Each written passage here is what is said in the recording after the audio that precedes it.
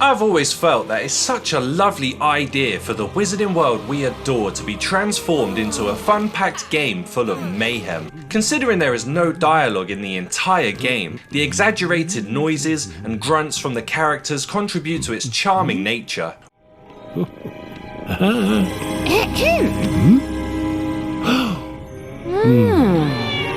Whatever your opinions on LEGO games, one thing is for certain. If you decide to play one, then you're committing to finding every collectible available. I had planned to make my review covering both games, but I simply ran out of time and storage space.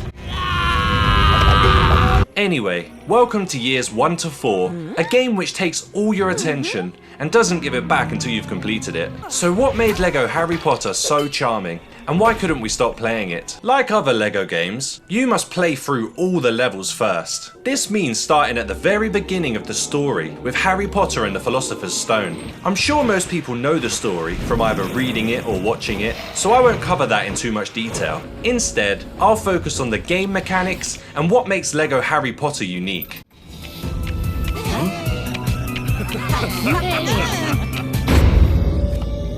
All while enjoying the legendary soundtrack from the movies.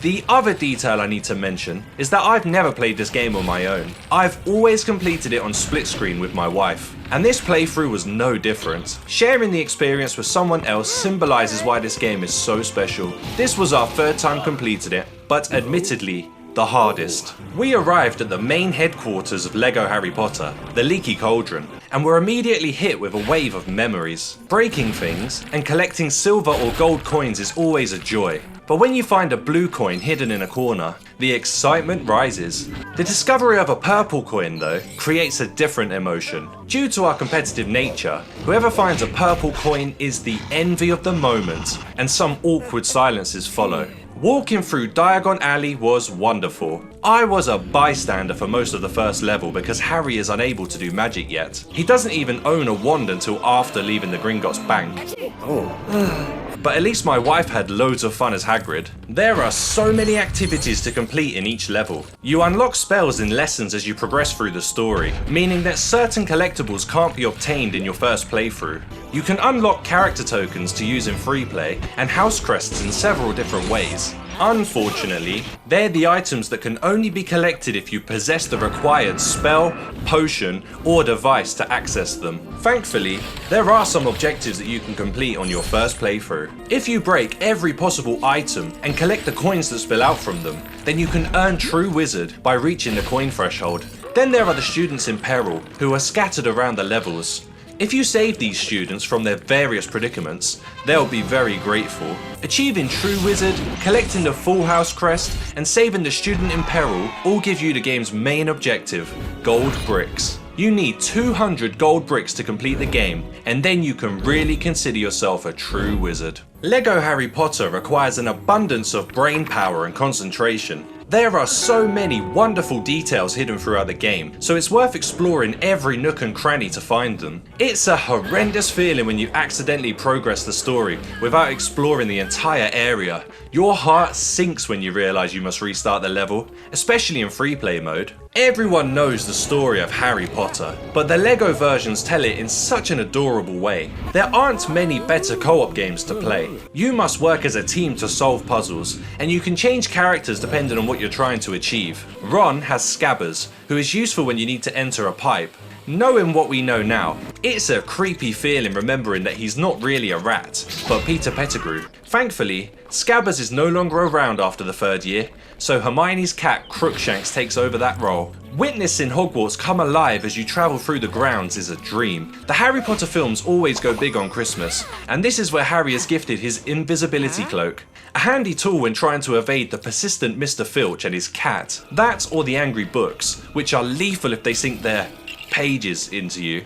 The Dark Forest is a terrifying place, and I've always questioned why Hagrid thought it was a good idea for Harry and Draco Malfoy to split from the group. I wasn't scared of Fluffy because he looked like a giant three-headed chocolate Easter egg, yet when I saw that angry Voldemort, I found myself scared again. We defeated him by touching his face, and the first year was completed. It's crazy that this game came out in 2010 on the PlayStation 3, yet the gameplay doesn't feel out of place. The graphics are as wacky as intended, and although they're not groundbreaking, they still hold up well after the remasters. The multitude of vibrant colours on show is a sight to behold at times. It's a delight to pick up strangers with Wingardium Leviosa and throw them into the distance. Disposing of a boggart with Ridiculous takes an awfully long time and requires way too many button smashes. Every level offers something different. Flying on a broomstick was a mixture of agonizing and electrifying.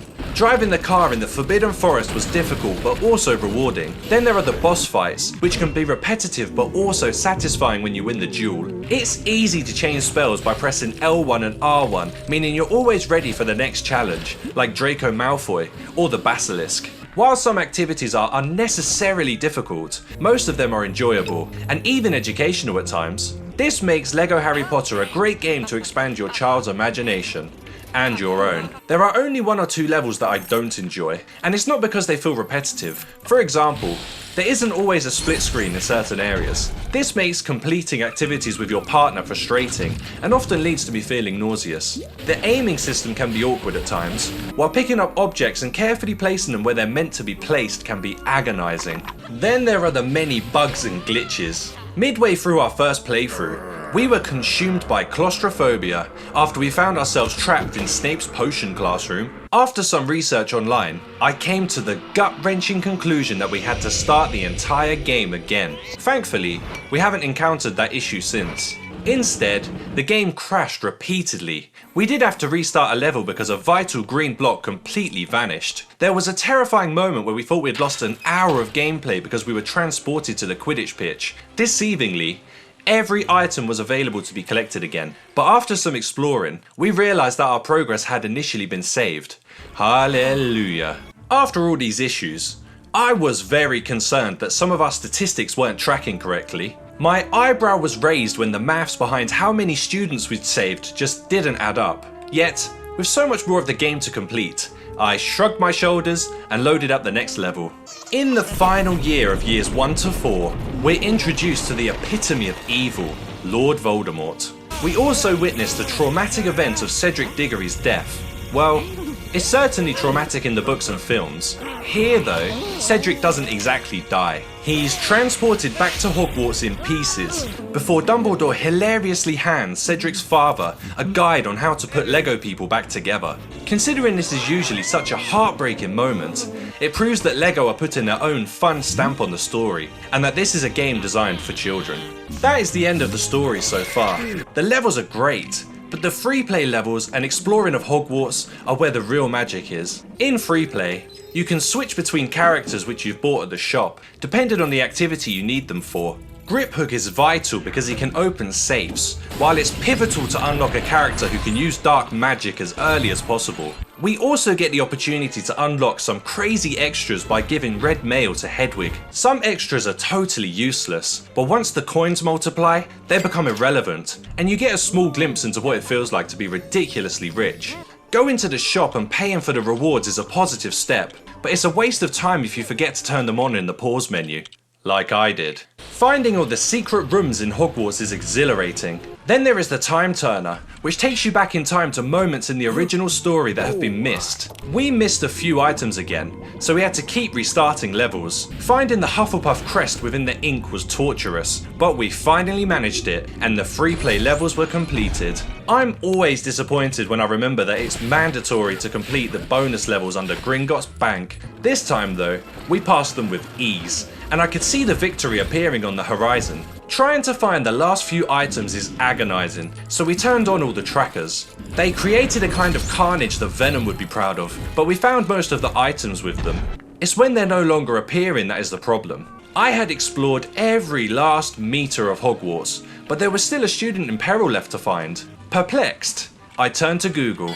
This informed me that there was a glitch where the student in peril wasn't registering from the time turner in Hagrid's garden. After some of my own magic, where I had to go to the leaky cauldron and return to Hogwarts, the student in peril registered and my ordeal was over. Once you've unlocked all 200 gold bricks, you're then treated to a crazy final level. You are Lord Voldemort, and your mission is to destroy everything in the level until you reach 1 million coins. Once you achieve this, you unlock his character. All that's left to do is buy the remaining characters, and there you have your 100% completion. So what makes LEGO Harry Potter so charming? If I were to sum it up in one word, I'd say personality. It's the personality and the sense of humour that makes this game so enjoyable. Yes, there were some frustrating glitches along the way, but we got there in the end. We got there because, as frustrating as some of the bugs are, we're just not able to put the controller down before collecting every last item. This is my favourite LEGO game because of the variety of spells, every tool from the story, the hilarious cutscenes, and of course, the party version of the Harry Potter theme tune.